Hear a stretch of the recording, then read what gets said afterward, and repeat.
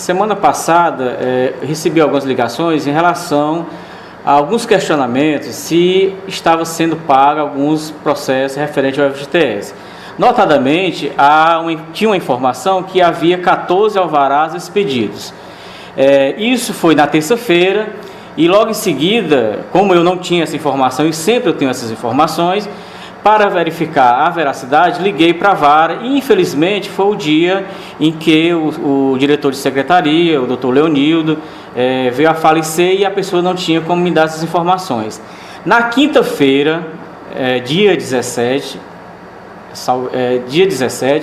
entrei em contato com a vara e tive a informação de que não havia sido expedido nenhum alvará havia sido expedido. Que, na verdade, à exceção de uma única pessoa que havia recebido os valores do FGTS. É importante que as pessoas saibam que há uma grande diferença entre despacho e alvará. O que é que ocorre? Às vezes a pessoa liga para a Quixadá, e uma pessoa leiga, e aí o servidor diz: olha, o seu processo foi despachado. Ser despachado não significa dizer que foi expedido alvará, porque há despachos para expedir alvará, há despacho para mandar fazer cálculos, há despacho para intimar as partes, para apresentar contra-cheque. Então há inúmeros despachos. Portanto, eu acredito que a pessoa que deu essa informação, que tinha 14 alvarás, se equivocou. Provavelmente seriam despachos. E a informação que nós temos, estamos lá toda semana, ou semana sim, semana não, é de que há vários despachos feitos nos processos para que sejam apreciados pelo juiz da vara, que é o doutor Marcelo, para dar continuidade aos processos. Dentre esses despachos, há despachos para que sejam expedidos alvarás, notadamente daqueles servidores que só têm um processo. Aquele que só tem um processo, o que é que ocorre? O juiz irá dar um impulso ao processo, ora para mandar pagar, ora para mandar fazer cálculos, ora para intimar a parte, para se manifestar sobre cálculos. Portanto, o que é que nós temos concretamente? É que as coisas já começam a andar e que, num curto espaço de tempo, algumas pessoas irão começar a receber os valores que lhes são devidos. Ainda mais, há processos, inclusive eu tenho 2 processos que já estão bem próximos, porque esses processos já foram saneados. O que é sanear um processo? É o juiz verificar se há alguma pendência. Nesses havia pendências, e aí as pendências que haviam nos processos, nós já sanamos. Tipo, o juiz quer saber se o servidor ainda está em atividade. E aí nós juntamos contra-cheques daqueles que estavam em atividade ou o documento de aposentadoria daqueles que não estão mais na atividade. Portanto, esse processo ele já está... Qual é a fase seguinte? É fazer os cálculos. Feitos os cálculos, nós, advogados, tanto o advogado do sindicato como aqueles que têm as causas patrocinadas por outros advogados, irão receber uma intimação para se manifestar se aqueles cálculos estão corretos, e o município de Canindé será intimado através de oficial de justiça. Somente após, se tiver tudo ok, aí é que o juiz manda expedir o alvará. E ainda mais, há processos que vão ser creditados na conta do FGTS, conforme a decisão da próxima sentença. Nesse processo que eu falei, que está já próximo, saneado, a decisão do juiz, lá na sentença, é de que seja depositado na conta do FGTS. Eu fiz um requerimento ao juiz, agora da execução, dizendo que, como ele é servidor e não é mais seletista, que deveria ser pago diretamente a ele. Está para o juiz decidir também isso, né? Portanto, esses esclarecimentos eles são úteis para evitar que a gente tenha algumas conversas, né? Porque no dia que disseram que tinha 14 alvarás expedidos, eu recebi no mínimo umas 15 ligações, fora do sindicato, né? E eu atendo todo mundo que me liga e a gente fica naquele desgaste de dizer e tal, mas foi aquela história, deu no rádio. Quando dá no rádio, geralmente as pessoas, e até por conta da credibilidade que o rádio tem, né, passa a ser uma coisa verdadeira, mas eu acredito que foi um equívoco, né? Não são alvarás, são despachos. Doutor, o que é que significa exatamente o alvará? O alvará é como se fosse o cheque, certo? Eu tenho uma dívida com você e aí eu lhe dou um cheque, você vai no banco e saca, certo? No caso específico, o alvará seria o cheque para que você receba o dinheiro. E no caso específico nosso aqui do sindicato, esse dinheiro ou será acreditado diretamente na conta do servidor ou irá para essa conta do FGTS. E aí eu já vou responder a outra pergunta seguinte: e se for para a conta do FGTS, o que é que ocorre? Aí há duas situações. Se for para a conta do FGTS, a Caixa Econômica, em tese, eu não estou dizendo que é o que vai acontecer, em tese, você provando que mudou de regime seletista para o estatutário, você saca diretamente, certo? Se a Caixa entender que não deve sacar diretamente, nós vamos ter que entrar agora com um alvará na Justiça Federal para que seja liberada essa importância, entendeu? Certo? Agora, por exemplo, o sindicato, desde 2012... que houve 3 pagamentos, em 2012 eu não era advogado do sindicato, já foi creditado diretamente na conta do servidor. E desde o começo, desde a época que nós assumimos, todas as nossas petições estão dizendo que o valor deverá ser creditado na conta do servidor. Nós temos, pega algumas contas de servidor e já colocamos no processo. Outros estão comigo para colocar na hora correta. Mas a justiça tem como identificar a conta de servidor. Aqueles que não indicarem a conta, o próprio juiz ele tem uma senha que ele vai no Sisbacen, que é um programa do Banco Central, e ele verifica a sua conta e vai acreditar na sua conta. Ou então expedir o alvará no seu nome, se você não tiver. Por isso eu já adianto que fiquem tranquilos que qualquer valor que sair dos processos que nós representamos será acreditado na conta do servidor ou na conta do FGTS ou o alvará expedido diretamente para a pessoa.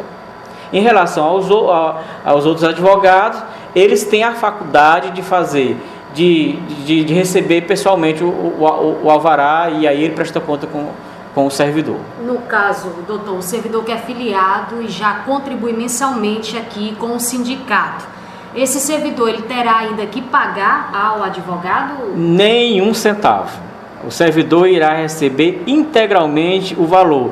Inclusive, nas nossas petições, nós colocamos que solicitamos a Vossa Excelência que o valor seja acreditado integralmente na conta do servidor, uma vez que não há contrato de honorários entre a parte e entre o servidor e o advogado do sindicato. Ele receberá integralmente o valor dele. Se for R$1.000, ele receberá R$1.000. Se for 10 mil, ele receberá R$10.000. E não há desconto de 1 centavo. Isso no servidor que é filiado e paga mensalmente o sindicato. E aqueles que não são? Os que não são filiados, aí você está perguntando que tem demandas com outro advogado? Também já. Não, quem tem demanda com outro advogado, há contratos com outro advogado. Aquele que é representado e assistido pelo sindicato, pelo Sindicec, esse não pagará nem 1 centavo de honorários. Isso significa dizer que quem é filiado ao sindicato leva vantagem? Diria que não vai ter que pagar os honorários, né? Ou seja, eu não sei quanto é que se cobra, né? Mas em média entre 20% e 30%. Se você levar em consideração em um processo de R$10.000, você tem a seu favor R$2.000, considerando que seja 20% os honorários que o advogado esteja cobrando. Portanto, é uma vantagem. O senhor mencionou, o senhor diversas vezes recebe ligações, indagações das pessoas questionando, e o senhor comentasse com mais clareza essa questão de tempo, de prazo, doutor. Eu como advogado tenho a responsabilidade de não estabelecer prazos. Inclusive aqui por várias vezes foram para a rádio informando o prazo de pagamento, né? Tinha uma lista que ia ser pago agora em julho, agosto do ano passado, já tinha essa relação, né? Depois apareceu outra relação já no final do ano de pagamentos. Uma coisa que eu coloco é que nós estamos lá uma semana sim ou não para verificar como estão os processos. Na hora que sair um processo, o servidor será informado. Nós não iremos informar, eu acredito que não é interessante a gente informar nome de pessoas em rádio. Não é interessante. Mas informar que está sendo pago, a gente pode informar, né? E o servidor será informado do seu pagamento. Portanto, com relação a prazo, eu não me comprometo com prazo. O que se tem, inclusive falando lá com o juiz, é de que já tem processos que já estão aptos a pagar, né? Por exemplo, agora em janeiro, os precatórios, vamos falar em precatório em Fortaleza. A doutora Glaucia, em janeiro, pegou 10 processos, 10 primeiros processos, certo? Para já sanear e mandar pagar. E nós tínhamos a expectativa que até o final de janeiro e o início de fevereiro ela já mandasse isso para a Quixadá para pagar, porque quem vai pagar é a Quixadá. Mas até hoje ela não analisou ainda, não concluiu os 10 processos. Portanto, a gente tem que ter a responsabilidade de dizer que as coisas estão andando, mas que a gente sabe o dia a dia. Por exemplo, Quixadá, nós tínhamos o Dr. Leonildo, que era a pessoa que estava à frente desse levantamento, que teve um problema de saúde ano passado, e inclusive ia falecer semana passada, né? É um servidor a menos. E nós temos uma servidora lá que está exclusivamente com Canindé. A gente chega lá, está lá, uma pilha de processo, mas ela está trabalhando todo dia. Não só nele, com os outros processos, mas está trabalhando todo dia nesses processos. Portanto, eu não queria firmar aqui com ninguém que há prazos, mas eu acredito que logo, logo se paga. Até porque essa informação é que nós temos de lá. Agora eu continuo dizendo, tem processos que ainda vai demorar um tempo mais, porque tem processos que ainda está na fase de liquidação. O que é a fase de liquidação? É aquela fase em que o servidor tem que apresentar os seus contra-cheques, né, para fazer os cálculos. Ou quer apresentar os contra-cheques, mas por conta dos processos estar paralisados desde 2012, ainda vai liquidar. O que é liquidar? Pegar mês a mês e fazer o cálculo do FGTS para depois chegar lá no final dizer quanto é que tem, né? Como tem aqueles que têm mais de um processo. E aí seria interessante dizer a preocupação quem tem mais de um processo. Os despachos que houve ultimamente tem sido no sentido de manter um processo. Mantém-se um processo e calcule-se até a data da publicação da lei, certo? Portanto, isso não vai causar nenhum prejuízo ao servidor.